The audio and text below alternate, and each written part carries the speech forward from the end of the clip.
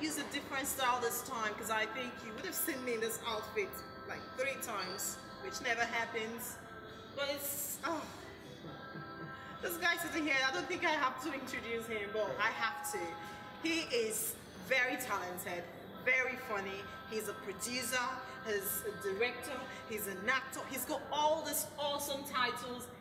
We do remember him from My American Nurse, which is one awesome movie he did in the US. Hello, Pascal. Welcome to One-on-One with Stephanie. I like your grammar already. Yeah, I won't try speaking pidgin English. Your grammar is very, very sweet. I won't try speak pidgin small. You didn't hear, you didn't feel me now. How are you, Pascal? I'm doing very well. It's so lovely to have you. This is your second time in Australia, I suppose. Second time in Australia. Thank you guys. How is Australia treating you? I'm sure you have some awesome stories to share. I'm having a good time in Australia. It's been beautiful. I met some very good people. Tell me in a few words who you are. Apart from being a director and an actor and a producer, who is Pascal? It's very simple. Pascal Atuma is a business artist. I said business artist, case closed. I said. You're funnier than this now. Don't be doing this to me. I'm a business artist. No kuchi kuchi. No Pascal. No kuchi kuchi. That's Pascal. And the kuchi kuchi means ego, cash. If you're Igbo, it's ego. I'm an Igbo boy from Abia State too. So you know what I mean? Of course I do. Yeah, okay, jokes apart. Yeah. I am, by God's grace, people know me for my comedy games. You know, I do comedy movies. Then I do on stage, I'm comedy. And I'm a family guy. You know, love my brothers and sisters. That's who I am. I'm easygoing, but when it comes to business, it's a different ballgame. It's a different Pascal when it comes to business. Yeah. You talk about comedy. I've watched a few of the ones you've done. The one that's actually getting me buzzing and getting me so excited is the one called NYPD. I just watched just a preview on LFPD African Cops. But what is that all about? It seemed really funny because I just watched a little bit about it. What is it about? Okay, LFPD African Cops is a movie about 2 Africans. They come into America. They become American citizens. Then they join the police department. Then they give them rules and regulations of the police department. So, but they decided to use African culture to judge the streets of Los Angeles instead of using the police rules and regulations in America. Is it out? No, it's not. We just finished it 3 weeks ago. You have to look forward to seeing this. It is awesome. Like, it was part where I saw you running around with a koboko bits of white. I'm like, actually, we did the first screen in the city of Dallas. Yeah. They hosted the first screen last weekend. So I went from Dallas. I came from Dallas Sunday back to LA, and I came to New York. You have been involved with. You've done so many projects, really good ones. My American Nurse still is there. I just can't get over that movie. I thought it was awesome. I want us to talk about you and your connection with Nollywood. Nollywood, I'm Nollywood by birth. I was born in Nigeria, so once you're born in Nigeria, you're Nollywood. Yeah. But by professionally, I'm Bollywood. I've trained in Hollywood, born in Nigeria. So that's my connection with Nollywood. So like Ramsey, Desmond, Jimai, Stephen Leclerc, Omotola, all of them, they're my friends that we all work together. Yeah, a couple of them I've not worked with, but the ones I mentioned I've done multiple. Like Ramsey, I've done Breaking to him. Jim was in my movie, Who is the Man? Yeah. Stephanie, I did 2 projects with Stephanie. Omotola, I did 1 project with the Church of Ike, my girlfriend, 1 movie. In the Edo played my girlfriend a couple of times.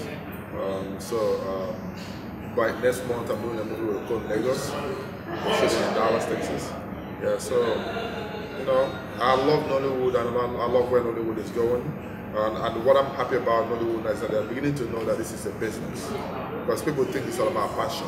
Passion not pay bills. So for you to, I'm not giving my money either. I'm not giving my money because a lot of people want me to come and work with them. I look at what they have. If what they have is not up to the standard that I was trying in school for, I don't touch it. Yeah, because you're very educated. Yeah, and I'm very straightforward. I don't know if you. Of course I know. Yeah, I did. Because of you being very straightforward, I've got some questions I would like you to clarify. We're talking about Nollywood and how much I was speaking to Ramsey a few minutes ago. We're talking about the growth Nollywood is experiencing right now. but people still find it really difficult to penetrate Nollywood, even if they're very talented, especially females. What do you have to say to, as a director and as a producer? I've heard stories of women who have had to do things that they would not naturally do just to play a role in a movie. And also, even though they're very talented, it's quite difficult for them to see that talent in them, but they still expect them to give something else.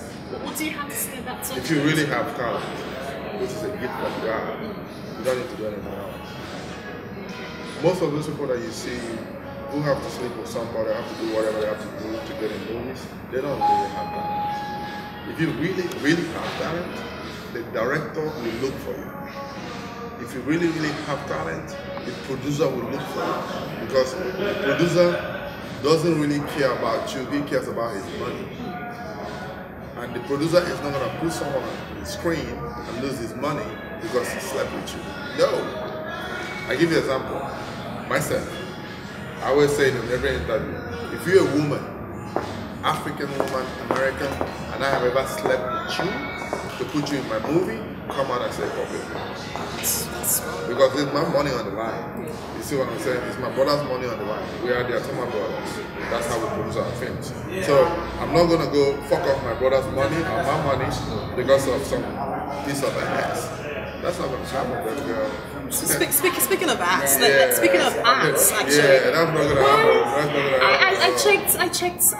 I told people I was going to have a chat with you. Yeah. While we're still on the subject of ass, and they asking me why Pascal is still single. Why Pascal is still single? Yes. You see, why is Pascal single? I'm gonna answer the question. Right? This is something I'm sorry. People see me as show business, but that's not who I am.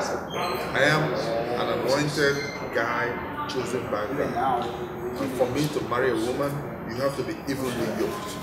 Ooh, that's a strong one. Ladies out there, you hearing that? Yeah, you have to be evenly yoked because by God's grace, my career has taken me around the world. The only part of the world that this career has not taken me to is Russia and China. But the rest of the world I've been to, I've seen women. I've seen women of all types. So what is that evenly yoked? What is evenly that? yoked means you have to be chosen by God too. We're getting all spiritual now. No. You see, you asked me a personal question. This is not on the Facebook, this is a real thing. Oh wow, okay. That's what I'm saying. If we're not evenly yoked, it's not going to happen. So how would you know? Have you ever been evenly yoked with anyone? Even in business, I operate by spirit, not by flesh. So you're very spiritual person. Yeah, but people don't know that. Because when it's time for business, I cover my eyes. But my friends, my very close friends, my family, they know the truth. Yeah, so that's why I'm still single, and the career is not. But are you searching or just single? I'm not searching. But I heard from the grapevine that you have a thing for Genevieve. Genevieve. I had a little attraction to Genevieve. A little attraction. Yeah, I had that, but you know, I don't want to do this show business marriage. If I'm going to be with somebody or meet somebody, I don't want it to be show business connected. I want it to be real. So my likeness for Genevieve then was just natural. It's just what I'm saying, but you know, as you grow, the more you grow, the more you figure out what you want. Right now, I don't know if she will be the best for me. I can feel you're telling me the truth, yeah, and I can feel it from the way you're telling me. I can feel it. Yeah. You were in this business, and I know a lot of young people who want to be an actor, who wants to be an actress, who wants to penetrate, or presenters like myself, who probably wants to go back on the next stage. What advice do you want to give to them? Be you. Do you. Do not sell your soul for fame. At the end of the day, it's not worth it. Do not sell your soul. Do not sell your soul. Do not sell your soul for fame. Because if you do, at the end of the day, you're gonna regret it. You know, and you want at the end of the day, you know, like if you read the Bible, right? Yeah, of course. There are two Sauls in the Bible, or two Pauls in the Bible. Paul in the Old Testament, Paul in the New Testament, who was Saul before God captured him. Yeah. The Old Testament Paul, when he finished, he went in front of God. He said, I play the fool of myself. The New Testament Paul said, I've done my best. Please take me home. Which Paul do you want to be? So if you say your soul, you're going to be the Paul of the old one. You get in front of God, you're going to say, I play the fool of myself. But if you stick with your talent and keep praying to God and do what you're supposed to do when you finish, you're going to be the Paul in the New Testament who said, Father God, I've done my best with what you gave me, which is what I'm trying to do in my life. I want to give it all, do my best, and at the end of the day, I want to be able to go home and say, I've done my best. Because you feel that, so there's a satisfaction that comes with doing your best. When you're by yourself, when you're by yourself in your room, or your hotel room, or your bedroom, you look up to God, you feel your time. There's a satisfaction that comes. It's just like studying for exams. When you study on your own and you have A's, you're very excited. But when you cheat and you have A, you're happy in front of people. When you go back and you go like, oh Lord, why forgive me? No, I don't want to live like that. You know? So it is what it is, and I'm going to advise all the young people to please do go for training. Go for training. Go for training. Yeah.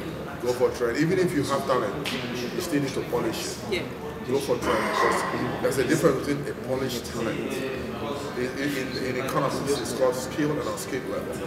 So the mechanics on the streets, they are unskilled laborers. They learn how to fix cars, but the engineers are the skilled. Do you want to be unskilled, or you want to be the skilled in this business? If you're the skilled in this business, that's why you see, like me, by God's grace, I've directed Billy D. Williams, Lynn Whitfield, Lunel, Brian Hooks, just name Vanessa Bell Calloway, some big timers in LA. If I was just operating on talent, I wouldn't be able to direct those films. But because I went to school and studied theater, that's why I'm able to polish the talent. Now, by God's grace, I can play this game at any level. I know. Can you? Is it possible to take this? Because you've got so much skills. Is it possible to take it back to Africa and establish, say, a school where you can train? And then we need to change their orientation, not coming to do movies because you want to make money. I know you have to make money. But I'm not driven by money. I mean to create a school where people can be trained. Here's the deal, right? I haven't gotten to where I want to get in the business. Yeah. When I get to where I want to get in the business, I'm going to retire. When I retire, I'm going to go back to Africa, and all I want to do is nurture talents. If you watch, have you seen me do rehearsal here? You've seen me do rehearsal here before. I don't mess around if you don't have the talent. Yeah. And I don't sugarcoat. Yeah. I tell you straight to your face. Yeah. You see, so my goal, the way I want to end up by God's grace, is to go back to Africa one day when all is said and done. You know, have the school where people can come and I can impart the knowledge, because there's two ways to Hollywood. You can come to Hollywood as a visitor, or you come to Hollywood as a landlord. The ones that come that want to be landlords, they take time to study Hollywood. I took time, I studied Hollywood from the scratch, from being extras. From extra, you know what extra is in the movie? Of course, I've been an extra before. Yeah, I started Hollywood from extra, so now by God's grace, now I'm directing the big boys. So I have a lot of knowledge to give to the younger ones, and I want to also let them know, whatever you do, you have to stay close to God. Because I always say in interviews, you cannot be me. You cannot blame me. You cannot live my life. You don't have God on your side.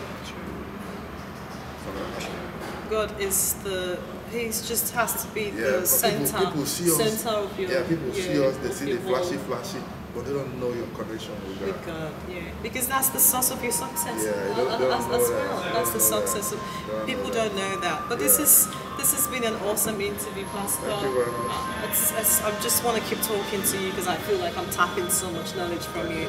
But I hope you all out there, you've actually taken something from what Pascal has said.